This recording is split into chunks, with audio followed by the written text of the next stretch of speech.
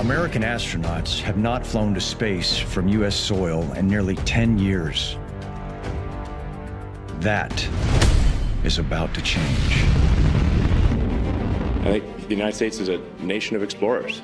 It's something that fundamentally appeals to our psyche. This is an experiment to see if an innovative private company such as SpaceX can fly NASA astronauts and reinvigorate space exploration. It's an honor to be not only representing NASA, but SpaceX as well in this next step of space exploration.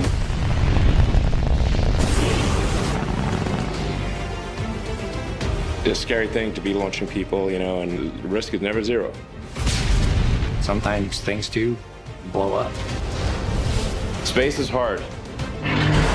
How do you manage telling your son that you're facing that risk as you go forward? The second golden age 3, of space travel 2, begins 1. now.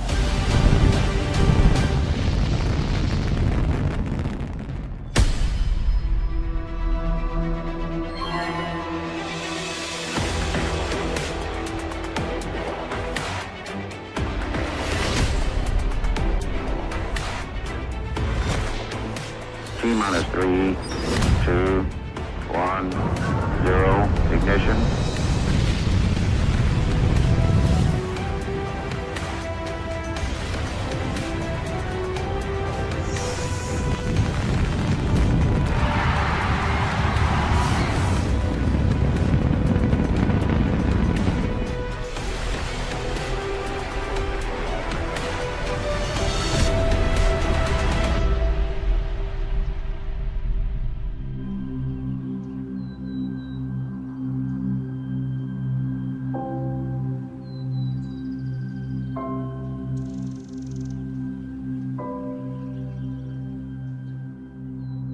We were able to get to the moon in '69, and that was only 66 years from first flight, from Orville and Wilbur Wright's first flight. It was in 1903. It was the first controlled powered flight. Only 66 years later, to landing on the moon. That's incredible.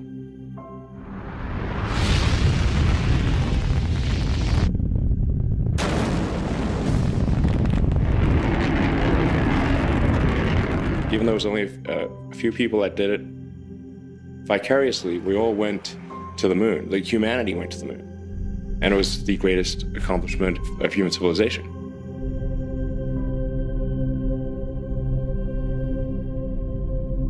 But it's been now 51 years since that first landing.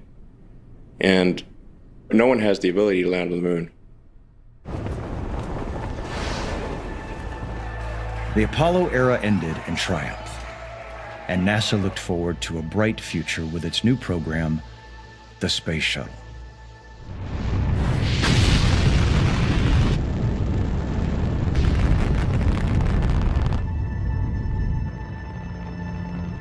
However, after 30 years, 133 successful missions, and 2 catastrophic disasters, Obviously a major malfunction. the Space Shuttle program ended in 2011. The Space Shuttle pulls into port for the last time. NASA's days of flying people to space seemed to be over. They relied on Russian Soyuz rockets to get astronauts to the space station. If you'd asked people in '69, they would have said by 2020, we would have had, hotels on Pluto. They wouldn't have thought that in 2020, that the United States hadn't been able to send people to orbit for 9 years. And so basically, we cannot be complacent about technology development. We have to really drive innovation hard.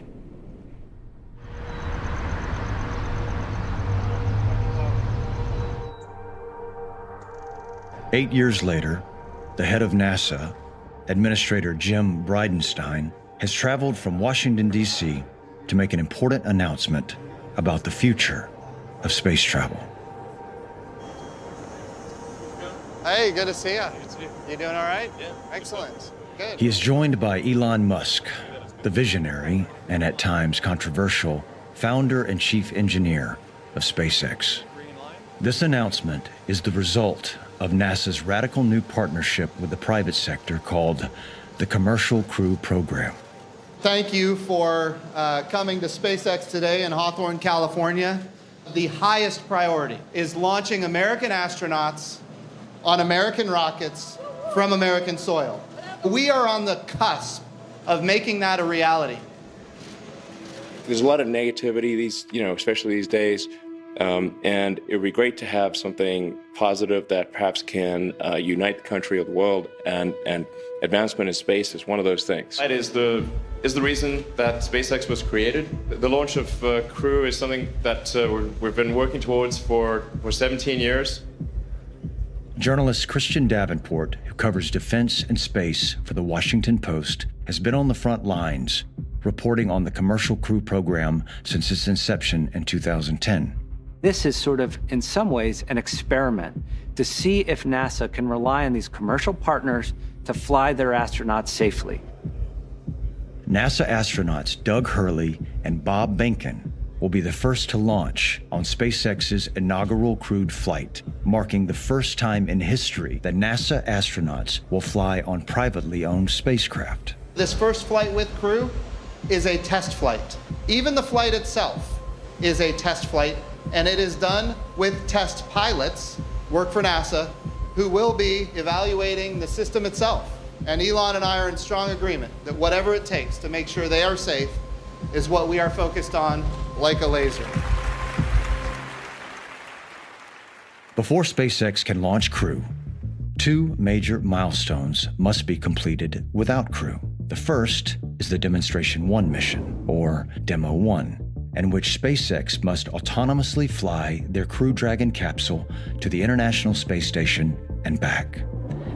The second test is called the Launch Escape Test, also known as the In-Flight Abort Test. If the rocket fails, the Dragon capsule's emergency abort system is triggered, ejecting the capsule safely away from the rocket. Then there is the third and final test, called the Demonstration 2 mission, or Demo 2, which will launch NASA astronauts Bob and Doug to the space station. When we think about the history of human spaceflight, it's always been government-owned, government-operated systems. So the Commercial Crew Program is our way of commercializing human spaceflight. Robert Cabana is a former astronaut and the director of the Kennedy Space Center in Cape Canaveral, Florida. The idea is to not have to own the vehicles. We buy a service. We buy a taxi ride to space to do what we need. We have two separate vehicles, one SpaceX, one Boeing.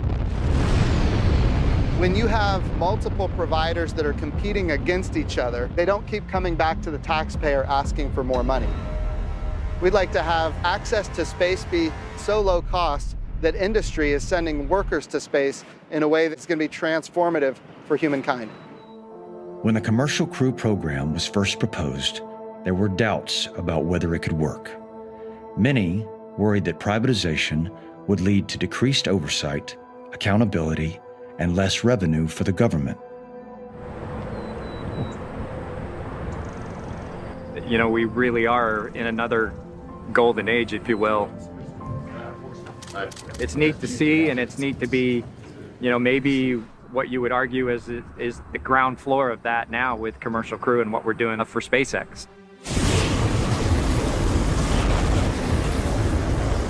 Here with the Commercial Crew Program, you've got two new capsules, the Boeing Starliner and the SpaceX Crew Dragon.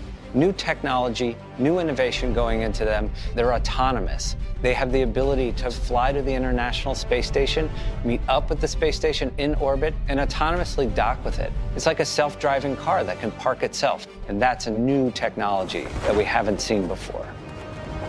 In 2014, NASA's Commercial Crew Program awarded SpaceX a $2.6 billion contract. After nearly a decade of designing and testing their new spacecraft, SpaceX will be the first private company to launch NASA astronauts. I'm pretty excited about being on the first flight of a new spacecraft, and it's awesome to work with the SpaceX team. You know, it's just a wonderful place to be. I couldn't have dreamed for a greater opportunity than this.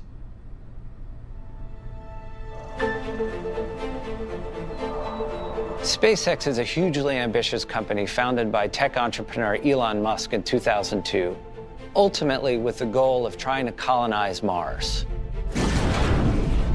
We want the exciting things that we see in sci-fi, in like sci-fi movies and books, we want that to come true one day.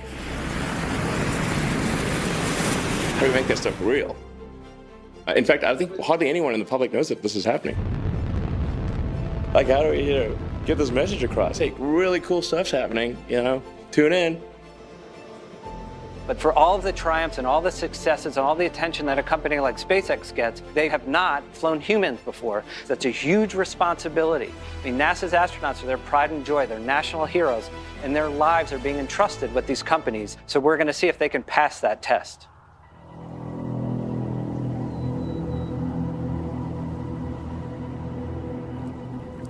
Today's launch marks the beginning of the Crew Dragon Demo 1 mission. This is one of SpaceX's most challenging milestones yet, a 5-day uncrewed journey to the International Space Station and back. Before NASA allows Boeing and SpaceX to fly their astronauts, they require the companies to first do a test flight without crews on board the spacecraft. That's to make sure that these companies can get the capsules to the space station and back safely.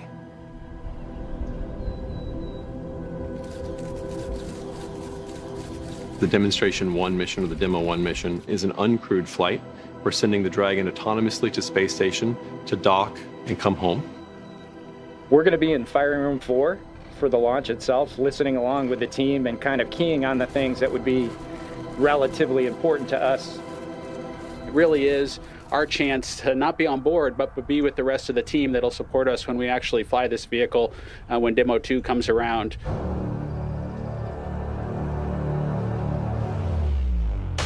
This is the first flight of SpaceX's new Crew Dragon capsule, which will one day carry astronauts. It sits atop the SpaceX Falcon 9 rocket.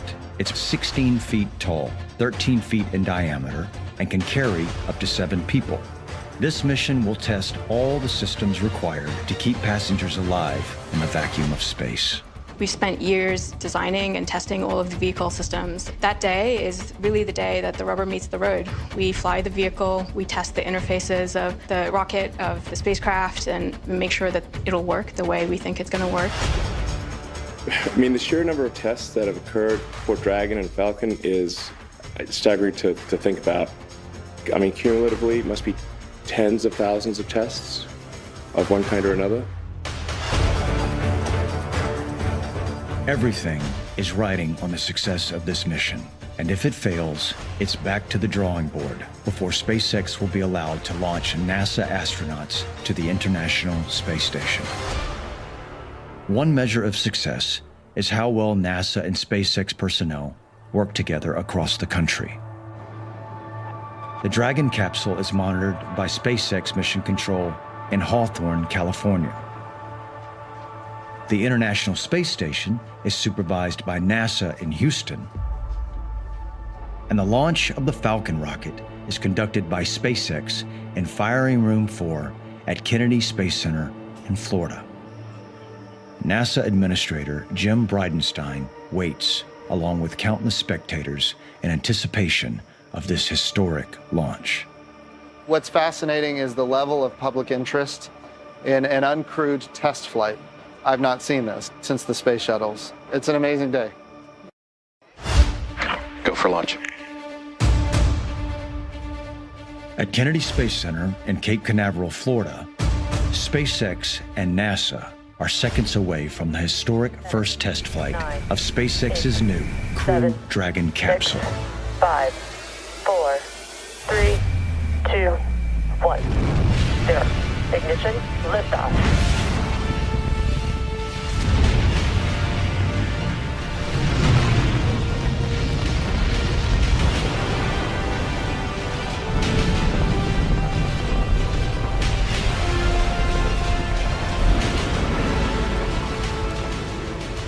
a lot of energy in a rocket. You know, you're basically putting enough energy into the spacecraft such that it's equivalent to like a meteor.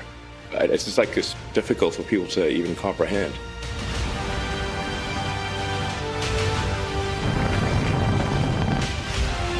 Stage 1 throttle bucket. Power and telemetry nominal.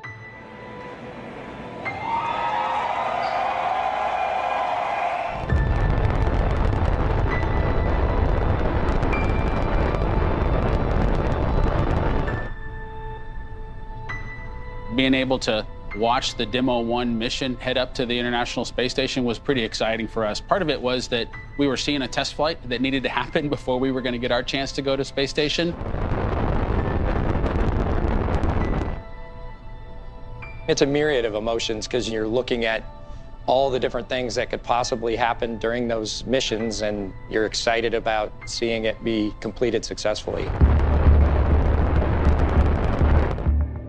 The Falcon 9 rocket is composed of two parts, the first stage and the second stage. A rocket sheds weight as it climbs higher. Once the Falcon 9 first stage uses up all of its fuel, it is no longer needed and separates, making the entire system lighter. Then, after the second stage uses up all of its fuel, it also separates, releasing the Dragon capsule into orbit.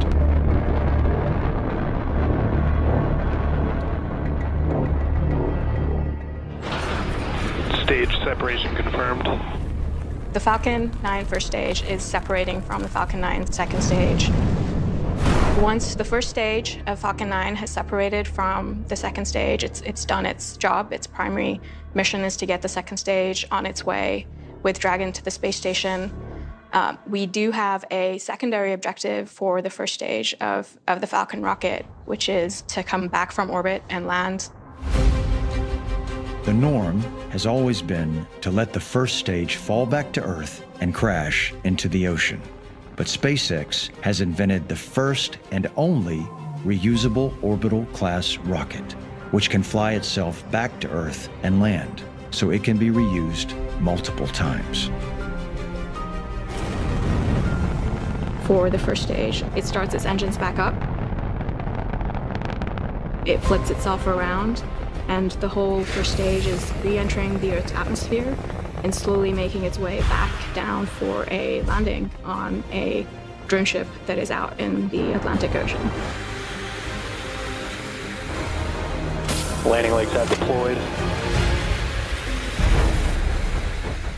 And Falcon 9 has landed.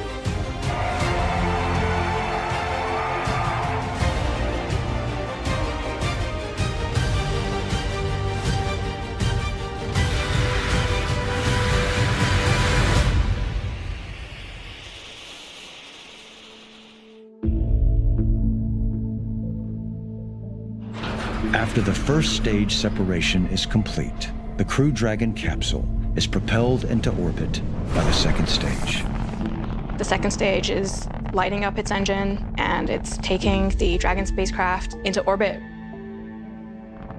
Once the second stage successfully gets Dragon into the orbit that it is intended to go, it separates Dragon and moves away. This is a pivotal moment. The separation of the second stage from the Dragon capsule is the final step of the launch sequence. Dragon, separation confirmed.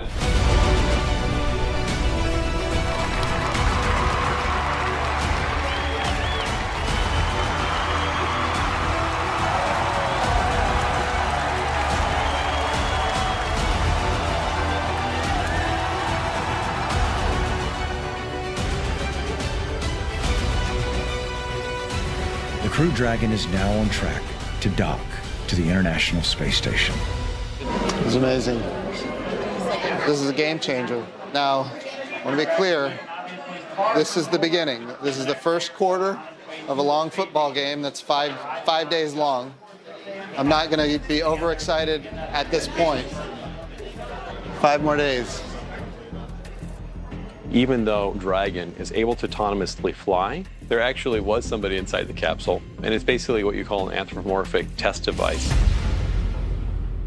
The passenger for this uncrewed launch is named Ripley.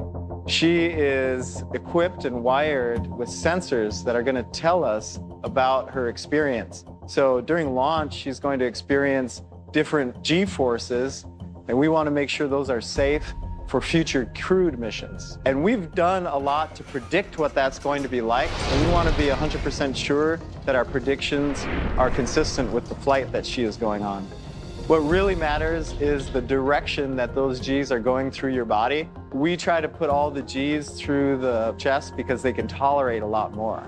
So if you're dropping, sort of like bungee jumping, it could be going up and down your head. That's not as good as if it's going straight through your chest and you're accelerating in a car.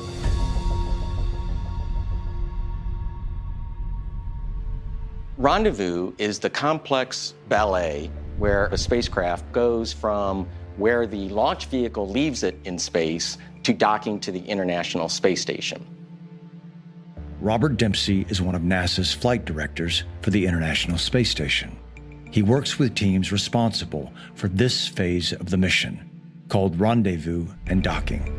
The launch vehicle places it in orbit. That's low Earth orbit. It's actually fairly below and behind the International Space Station. And it'll perform a number of burns or maneuvers where it'll catch up to the space station. And you can think of rendezvous as kind of like a case where a police officer, for example, is sitting by the side of the road and a speeding car comes zooming by it. And what he will do is the police officer will then go from 0 and immediately start to accelerate towards that car. And it's got to match that speed. And eventually, when it catches up to it, it's got to slow down. Now, if it goes too fast, it's going to go past the speeder. If it doesn't go fast enough, it'll eventually not be able to catch that speeder. So it's the same sort of process. This is a fairly critical operation because this is the first time this vehicle has ever flown, and we want to make sure it does not collide with the space station. A little over 24 hours after launch, SpaceX's Crew Dragon capsule autonomously flies itself to the International Space Station. Now begins the critical docking procedure. It requires meticulous communication between SpaceX Mission Control in Hawthorne, California, NASA Mission Control at Johnson Space Center in Houston, Texas, as well as the one American astronaut and 2 Russian cosmonauts on board the International Space Station. This is the first time that a commercial vehicle will dock to the space station. It's also the first use of the International Docking Adapter, which is the port on space station where commercial vehicles are going to come up and dock. And so we'll see both sides get used for the first time.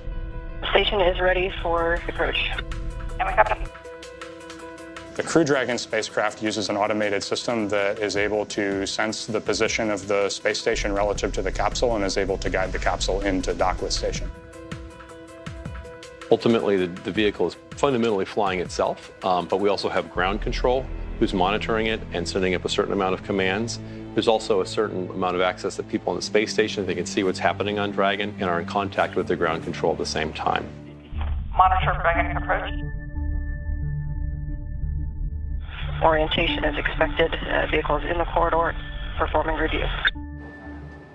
At this point in time, we actually take a little pause. We stop within about 20 meters of the docking port that's on the International Space Station. Hold command sent. Copy hold. Dragon hold confirmed. And then the engineers at both NASA and SpaceX review the data from the spacecraft. They talk, they make sure that everything is going according to plan, and they're both happy.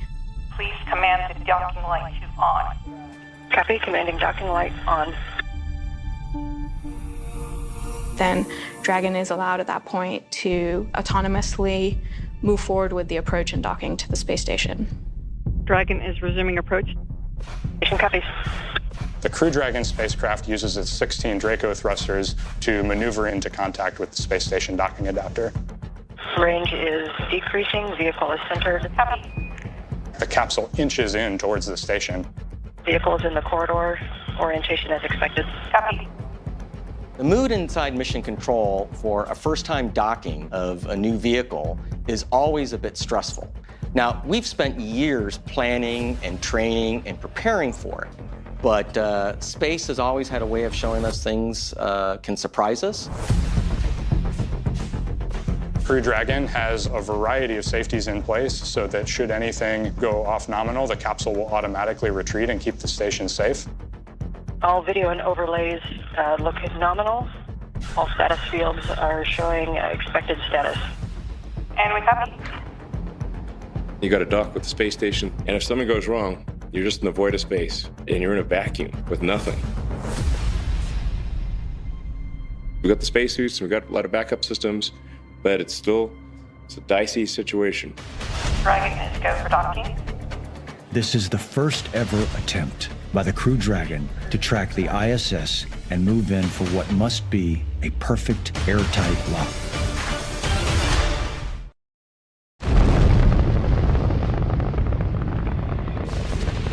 After a successful launch into space and separation from the Falcon 9 rocket, teams at SpaceX headquarters and NASA Mission Control closely monitor the Crew Dragon capsule as it faces its toughest test yet, a critical first-time docking with the International Space Station. If everything goes perfectly as expected, we'll just be monitoring, making sure everything goes right.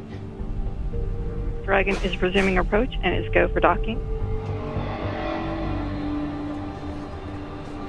The station crew is ready for docking.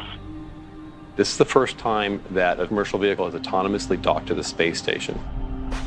Vehicle mode is approach to docking port. Primary range is decreasing. Vehicle is centered.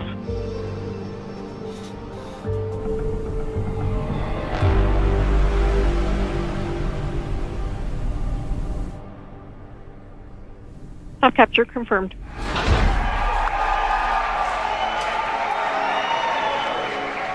Mission concurs. Watching the Demo 1 vehicle dock with the space station was amazing. It was kind of terrifying, and it should be. These are the first time you do something, you should be pretty worried about how it's going to go. And it was amazing. Proceeding to opening the hatch. At that point,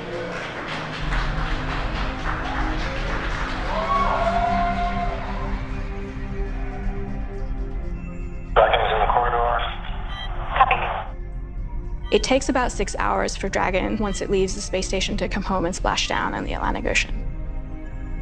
The mission is not over until the astronauts land safely on the Earth. It's not until then that we can breathe a sigh of relief and call the mission a success. We came out to see the splashdown as well and understand what the recovery team was going to go through, and so that was pretty exciting. The recovery team is already waiting and ready to go get Dragon out of the water.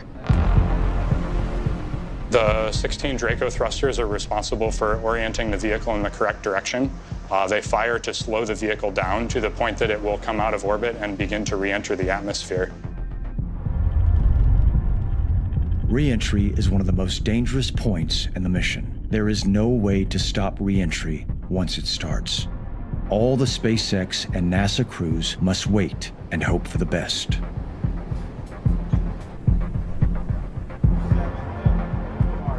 Traveling at about 17,000. Dragon is in the corridor. Copy. It takes about 6 hours for Dragon, once it leaves the space station, to come home and splash down in the Atlantic Ocean. The mission is not over until the astronauts land safely on the Earth. It's not until then that we can breathe a sigh of relief and call the mission a success. We came out to see the splashdown as well and understand what the recovery team was going to go through, and so that was pretty exciting. The recovery team is already waiting and ready to go get Dragon out of the water.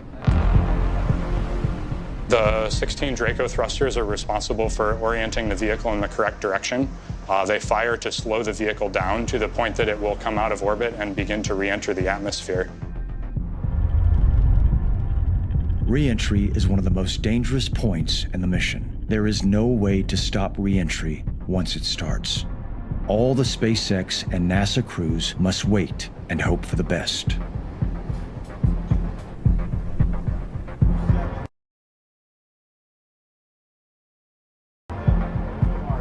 traveling at about 17,000 miles per hour.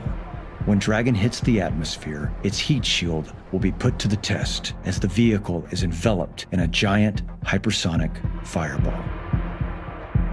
The atmosphere does the majority of the work to slow the vehicle down to a few hundred miles per hour.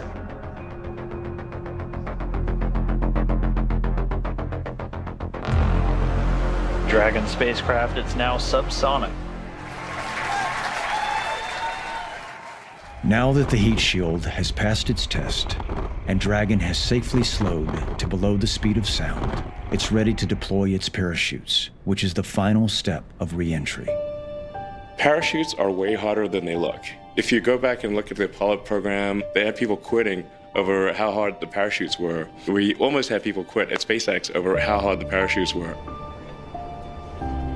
When the capsule reaches the correct altitude, we will deploy the drogue parachutes.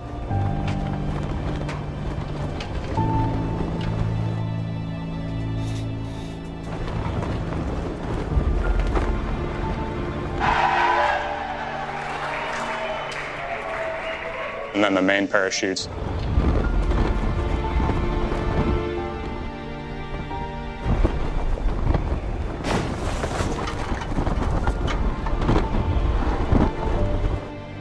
To bring us to a jogging speed before we splash down in the water.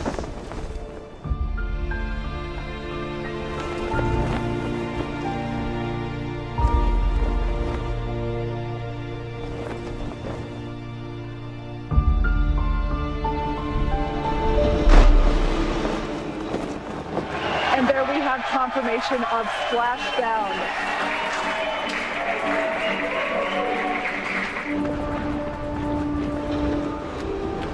We have a team of people on fast boats that go out and attach ropes to the spacecraft. They bring it over to the recovery boat.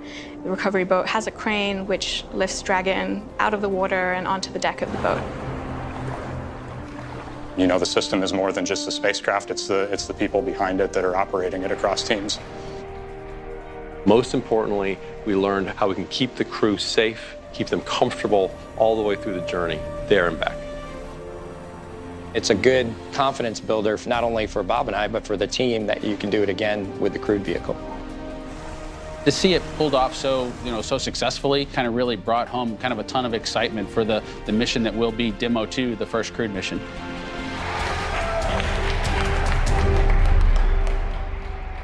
SpaceX is focused on the future, reaching the next testing goal for launching crew. They don't have time to look back. The reason I started SpaceX back in 2002 was really just to help us get to Mars. You know, I thought there was like maybe a 10% chance of success that SpaceX would work at all. One path is we stay on Earth forever, and then there will be some eventual extinction event. The alternative is to become a spacefaring civilization and a multi-planet species, which I hope you would agree that is the right way to go. Yes? Well, I'll tell you, there's a lot that makes Elon Musk unique. He's passionate for what he believes in. He's committed to what he's trying to achieve. He's willing to put his money where his mouth is and then achieve really stunning things. Yeah. Elon Musk was born in South Africa and emigrated to Canada and then to the United States. He was one of the co-founders of PayPal, and that's how he made his millions. And after he made his money, he started thinking about what he wanted to do next and what he could do to help humanity. And space travel was, one of the ideas he had. There's so many things that make people sad or depressed about the future, but I think becoming a spacefaring civilization is one of those things that makes you excited about the future. You know, his vision at the time was just, we need to get the American public inspired to increase NASA's budget. That was his goal. And I'm like, hey, you and I have the same goal on that one. This is under construction, but this is where our mission control and launch control will be. There's Gwen at her cue. I joined SpaceX in September of 2002, and it was me and 10 other people SpaceX President and Chief Operating Officer Gwen Shotwell is a key member of the team. Elon was very clear with everybody. We were to build the technology that was necessary to take people to live on other planets. This is our engineering test article of our Dragon spacecraft. This area is used for the engine components. There's a saying, the easiest way to become a millionaire in space is to start out as a billionaire. He brought money, right? He brought the first $70 to $100 million to this company. And that was key because that allowed us some runway to demonstrate that this little group of folks could grow into a company and build the capabilities that no one thought we could. He created, ultimately, Falcon 1 and did 3 failed launches, stuck with it, went up to the edge. Elon knew that he had to push the boundaries and create a superior rocket in order for SpaceX to thrive. But the company only had enough money to build and test 4 rockets. The first 3 Falcon rocket launches ended in disaster. The future of SpaceX looked bleak. All right, welcome to SpaceX. Here we are in the lobby. I mean, the very early days, I'd have meetings with NASA and they were like, oh, yeah, whatever, it's internet guy, PayPal, whatever. It's just some rich guy is gonna lose all his money and the rocket's not gonna work. Which is totally, fair. I mean, we hadn't proven anything, I hadn't proven anything.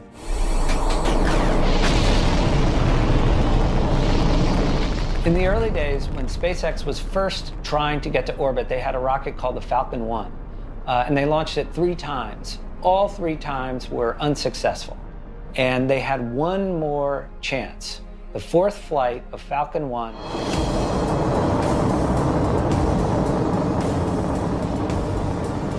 If it didn't work, then SpaceX would have gone bankrupt and we would not be around.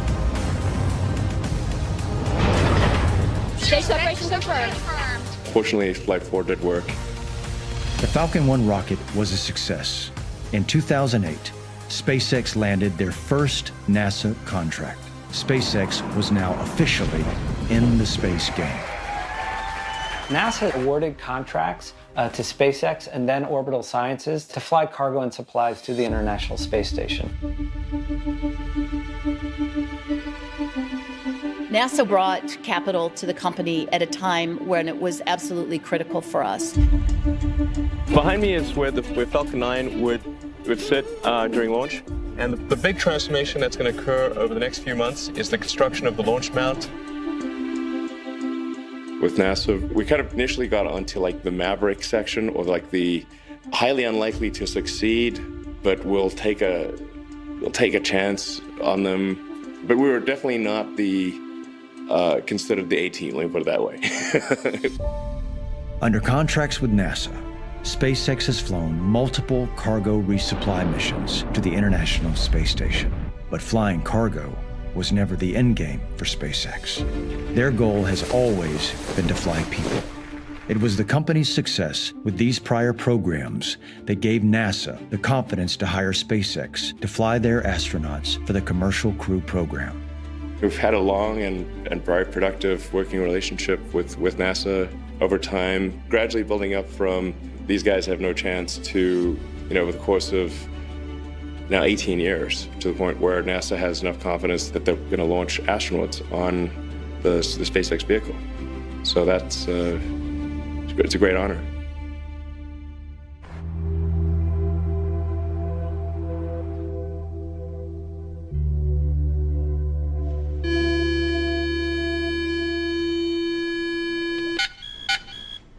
Uh-oh. It's teasing totally me. teasing you. That's the Three Stooges poke right there. Yeah, That is. it's like the Mo version. Doug Hurley and Bob Benken are super experienced. They have many years behind them. They're 2 people who've been to space.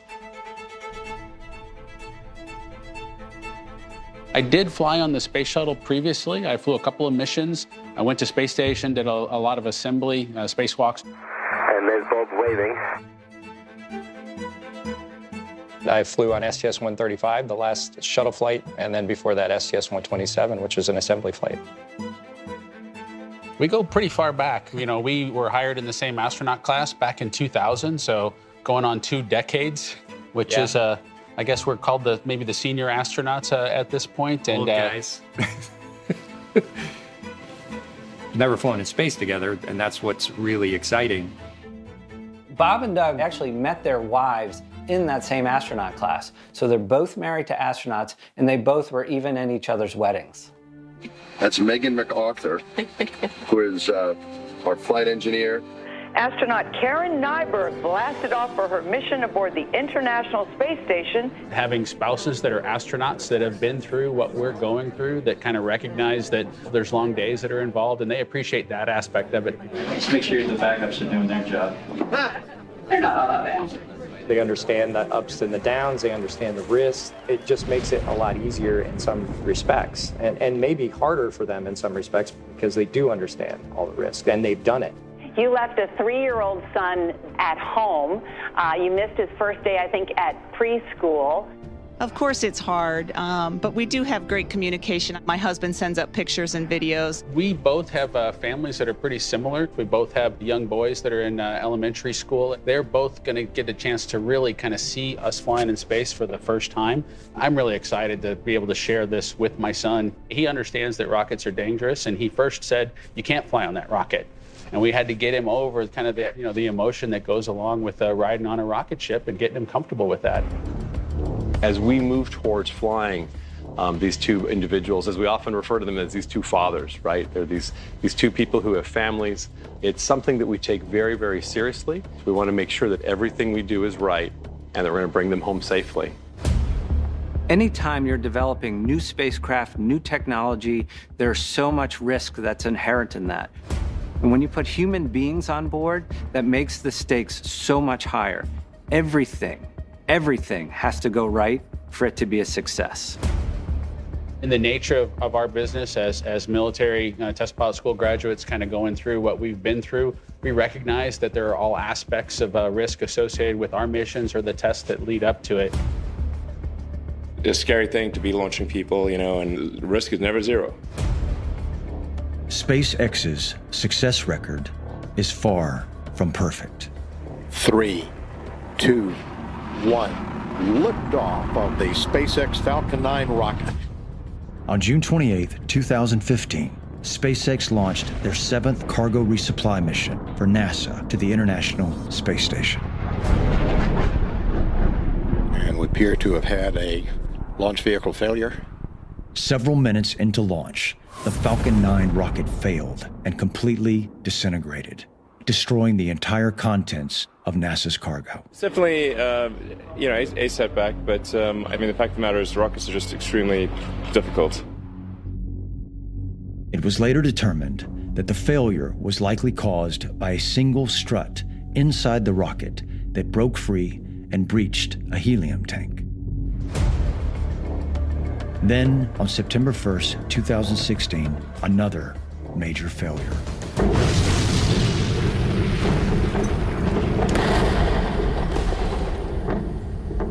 The SpaceX Falcon 9 rocket that was supposed to launch a communication satellite blew up during a test fire. It's part of testing. These things do happen, and the thing you want to obviously avoid is when people are on that vehicle, you don't want those things to happen. So that's why you test, and SpaceX really wants to test things to their full capability, and sometimes things do blow up. Neither of these missions were intended to carry humans. This is why the next failure SpaceX encountered would be their most difficult. We experienced an anomaly on the test stand where our Crew Dragon vehicle from the uncrewed test flight exploded. During a test fire of the engines, the very same Dragon capsule that was used in the Demo 1 mission was completely destroyed. They lost the entire Dragon capsule, which was a huge setback for them. And it raised some real concerns. When the Dragon capsule was lost, we go through that range of emotions. First, you're going to have to deal with questions from your family, and folks are like, "Hey, is that the vehicle you're going to ride on?"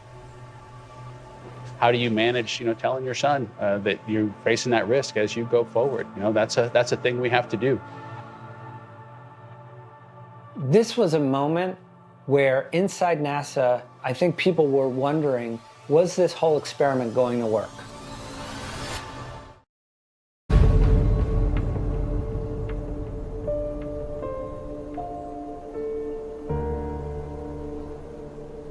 We experienced an anomaly on the test stand where our Crew Dragon vehicle from the uncrewed test flight exploded. There were people on the beaches of the Florida Space Coast, and all of a sudden they saw this huge plume of orange smoke go up. It's an interesting challenge to figure out how, for a kindergartner, that's the age of my son, how do you explain the situation that kind of unfolded? Luckily, he's not on the internet to be able to chase down those videos on his own at his age. But we went through the process of taking him to Florida, watching a rocket launch. So after going to Florida, seeing a new ship kind of launch into space, he was ready for me to go. I think going along with that, not only kind of reinforcing some things to your family, but reinforcing things with the team. We kind of felt like in some ways we had to kind of get the team back up, especially the team in Florida, because obviously they took it very, very hard and very seriously. They recognize that they're responsible for our safety kind of going forward. So it's pretty hard on that team to look us in the eye after having, a failure like that. Right after the explosion, NASA and SpaceX led an investigation. They quickly found the root cause of the problem. The SpaceX investigation revealed that the cause of the explosion was an unexpected reaction between a fluid under high pressure and a titanium component inside the vehicle.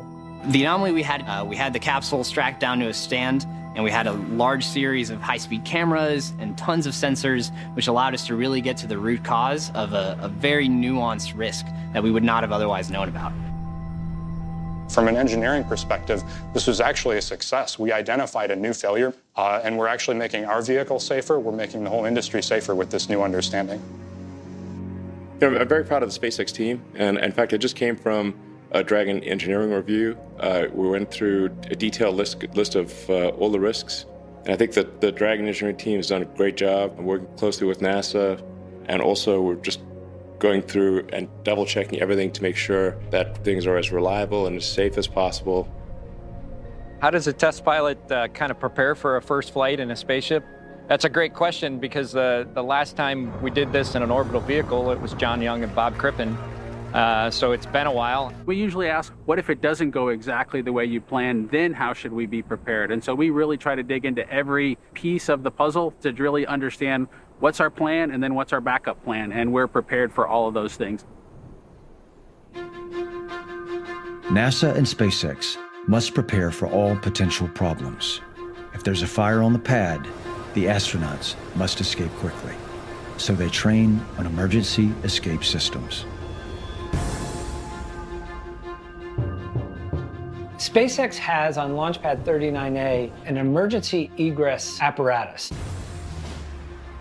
If there's a fuel leak or the astronauts need to get off that launch tower as quickly as possible. So they've set up essentially a giant zip line. From 265 feet above the ground, the slide wire basket whisks the astronauts down the line in under 30 seconds to a distance of approximately 1,200 feet from the pad.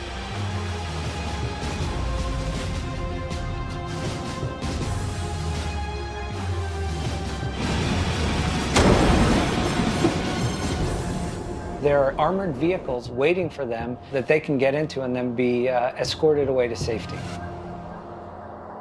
The launch pad isn't the only place where astronauts face potential danger. If there are rough seas or storms, the capsule's splashdown in the ocean will present a challenging rescue. The water egress test is where we practice getting crew members out of the capsule when it's floating in the water in an emergency situation. Landing in the water, anybody who's been on a deep sea fishing trip knows that you can get pretty seasick pretty quickly, having not even been to space. So Landing in the water is somewhat of a challenge with the physiological aspect, so we'll see how we react. When the astronauts come back from space, they'll land in water. We will pull them onto our recovery ship, and the first thing we do is I'll enter the capsule, and I will make sure that they're healthy, decide how they need to be brought out of there. We want to make sure that we move them really slowly to keep them from being sick, and we'll do a lot of things to keep them comfortable when they return. This is what we do as astronauts, this is what we do as test pilots, and the opportunity to be able to go fly this vehicle for the first time with crew is just something you could never pass up. When we go to test pilot school, this is the kind of thing that you wouldn't even imagine you to get a chance to do. It's almost a once in a generational opportunity.